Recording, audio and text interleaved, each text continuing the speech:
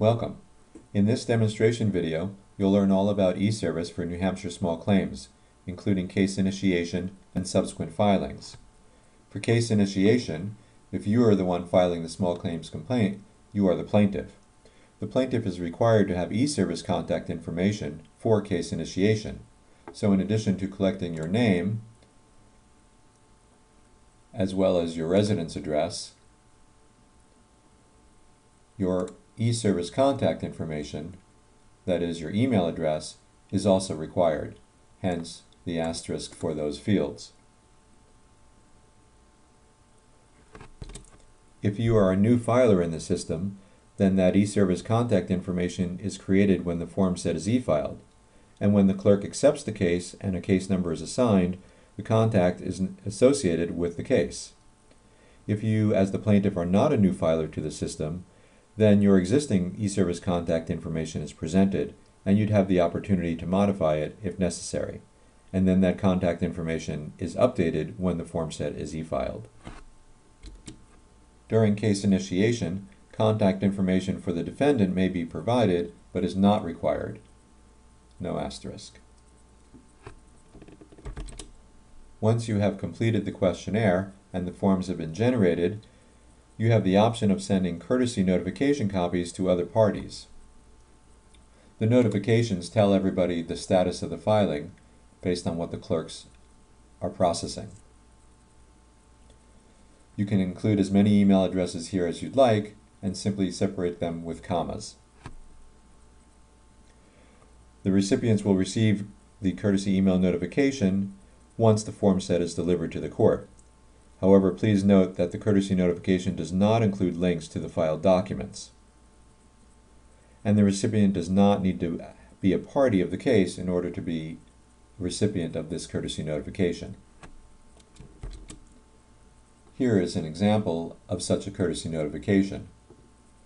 It indicates that a party has requested that you receive the notification. It then provides them the TurboCourt form set number, the court it was delivered to, the filing details, as well as the forms involved in this filing.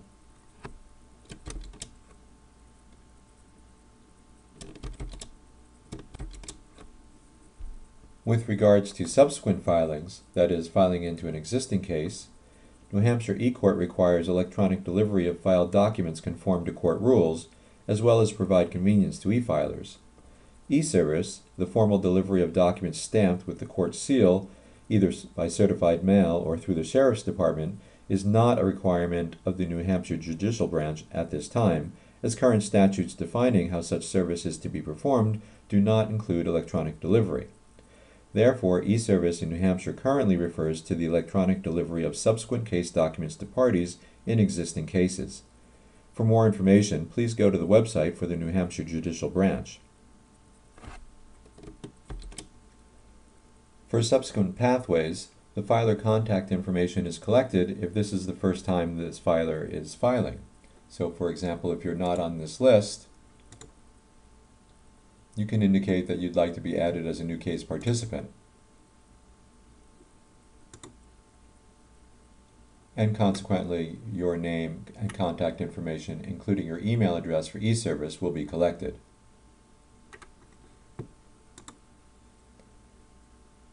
If you're already listed in the case, then whatever information has already been collected for you will be presented. You can then modify that as needed. In this situation, an email address has already been provided. If it's not correct, check the box and put in your correct email address. Likewise, your mailing address can be modified, and if your residence or business address is different from your mailing address, you can check the box and provide that additional information as well.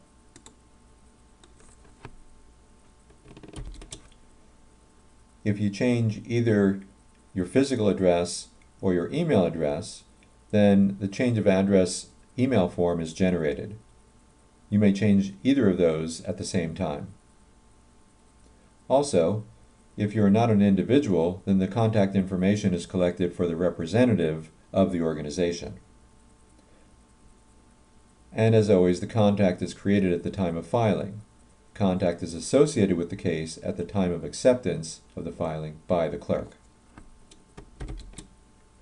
For e-service, the default is to have all participants checked, but you can uncheck any of the participants you'd like, but at least one must be selected. Then, the delivery options are presented for each party. If an email address is available for them, you can select the appropriate email address. If they happen to have multiple email addresses, you can select multiple email addresses by simply selecting one, then holding the Control key and selecting the other.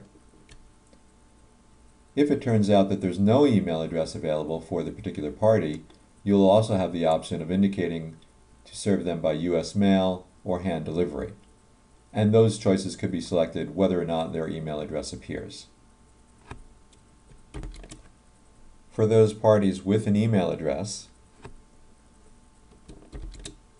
they will receive an e-service email notification upon e-filing. This email notification to them includes a link for them to view the documents.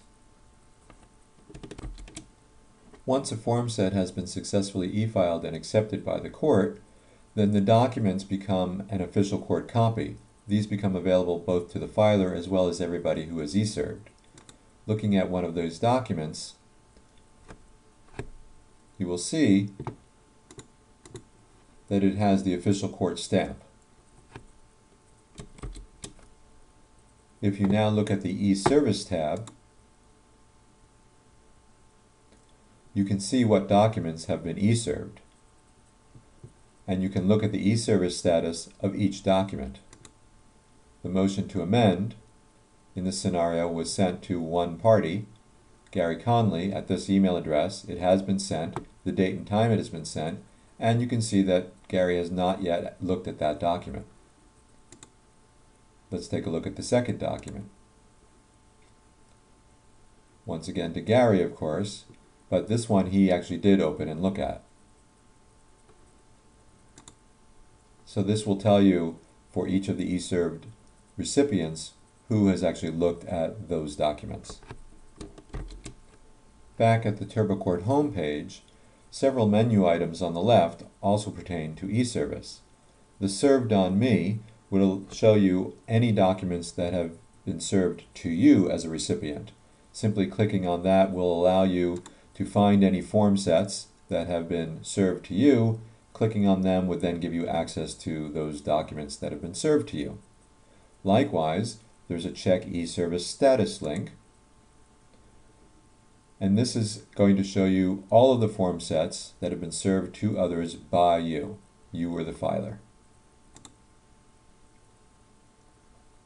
Here we see several, and if we were to click on one of these form sets, we can see all of the e-service recipients, in this case Ben, that email, when it was sent, the current e-service status, and if you click on the history link, you can see that a message was sent to Ben as part of this e-service notification. This is the email that he would receive, along with the link for him to access those documents. But as we can see here, he has not actually viewed that email yet. So that's e-service for both case initiation and subsequent filings.